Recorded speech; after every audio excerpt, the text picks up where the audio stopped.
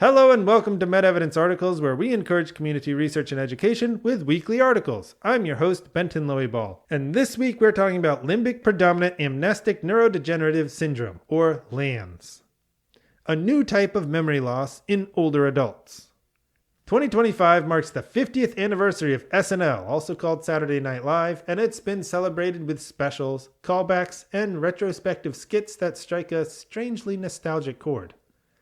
The season blends humor, nostalgia, and wistfulness, mixing memory and emotion in a rare way.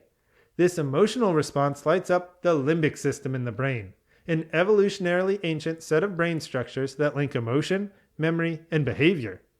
Newer SNL cast members often talk about how their work is informed and built on the backs of earlier comedians and writers, just like our sense of self is built on a string of related memories. When our limbic system and the memories contained within fail us, it's no laughing matter. Memory problems during old age are common, but the exact causes of memory loss are still being investigated.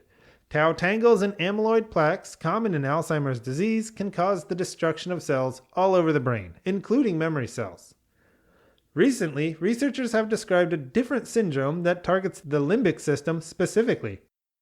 Limbic-predominant amnestic neurodegenerative syndrome, or LANS, is a condition affecting memory loss while keeping the rest of the brain relatively intact. LANS is characterized by a loss of episodic memory. Episodic memories relate to specific events in your past and differ from semantic memories, things like facts, dates, and the names of objects. Forgetting that I watched the latest episode of SNL is a lapse in episodic memory. But forgetting what SNL stands for is a lapse in semantic memory. LANS affects people later in life, typically those over 75 years old. There is no evidence that gender plays a role in its development, but there is scarce information on the risks of developing LANS. The onset is much slower than with Alzheimer's, taking multiple years, and behind the scenes, the limbic system, which is deeper and towards the center of the brain, is weakened and degrades while keeping the wrinkled surface, where our complex problem solving occurs, relatively intact, although other conditions can disrupt these higher areas. This is an emerging syndrome, so researchers are still investigating the exact specifics. The primary suspect in LANS is a protein in the brain called transactive response DNA binding protein 43, or TDP43.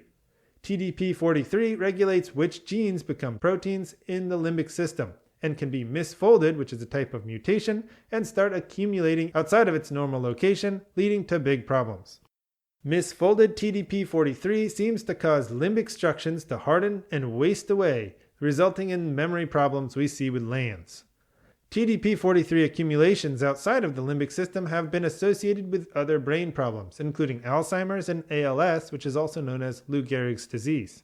LANS is still relatively new, so it needs a lot more research. There is currently no way to definitively test for TDP43 or LANS, so diagnosis requires looking at the clinical symptoms and ruling out other possible diseases.